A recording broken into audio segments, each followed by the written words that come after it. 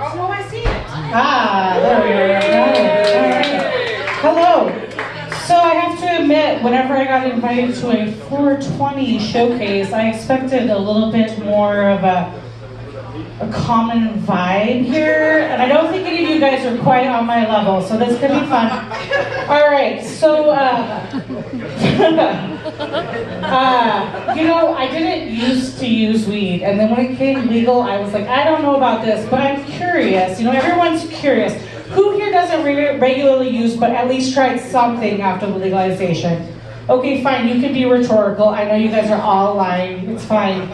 But I'm going to tell you about the time that I tried an edible, because I got really sick, and a friend of mine was like, look, I don't know if this is going to make you feel better, but it's going to make you feel better, okay? And he's like, you're a big girl, take it here, it won't kick in for a while, you can get home, you're only 3 miles away.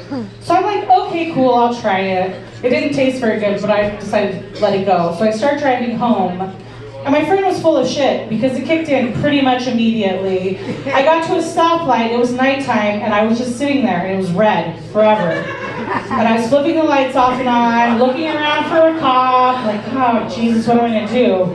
Then I realized I was an entire block back from the stoplight at intersection, at a crossroad with no stop sign or stoplight. And I was like, holy shit, I am fucked up. So I pulled my car over, and I gotta tell you, walking home 2 miles, really high for the first time since like 1999.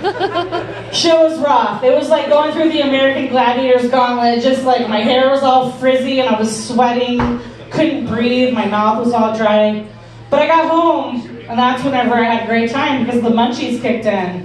And I know it looks like I eat a lot of junk food, but I really don't. I didn't have anything except for frozen meat and vegetables, and I was like, I'm not a fucking vegan, I'm not gonna eat broccoli, let's get serious here.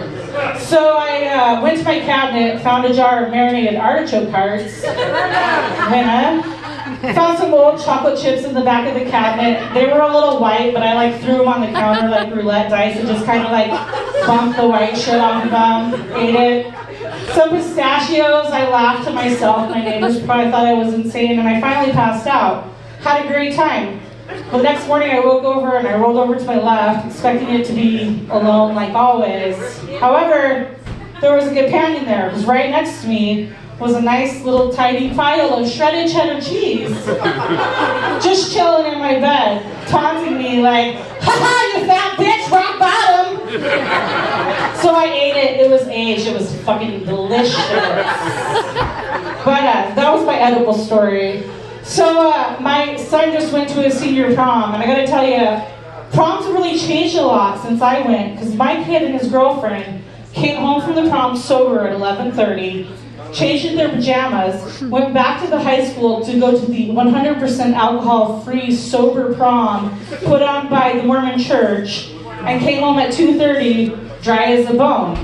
And it's not like I didn't tell them they couldn't drink. In fact, I was like, please, God, you're going to college next year, at least try one beer. Please, come on, I will drive you. But they wanted a 100% alcohol-free night. And it made me think about my senior prom night, how different things were, because I took 2 hits of acid, ate a family-sized bag of Doritos, had sex with Sue Warner's prom date, and passed out on the floor of a Comfort Inn laundry room on my senior prom night. And looking back on it, I kind of wish I had gone to the after prom, because they had bouncy houses and poker tables and shit. It would have been so much nicer passing out in a bouncy house than on that cold tile floor. But it's okay. So I recently got out of an engagement. Oh, sad. But I'm trying to decide if I should start dating again, and I was thinking about back to the guy I dated before my fiance. And I have to tell you, it was kind of one of those once-in-a-lifetime experiences, because he was 21 years old, and he came on to me, not the other way around. And so I was like, dude, I don't get it. I'm a 37-year-old chubby woman with a kid and baggage. What could you possibly see in me? And he said, oh my God, you're the most amazing woman I've ever met. And I was like, okay, first thing, get out of the house a little bit more, but let's keep working on it. But it was funny, because communication styles are different through the generations. He only ever wanted to talk to me through Snapchat, and he would send all of his love poems, and they would rapidly disappear. One time I called him, and his voicemail wasn't set up, of course.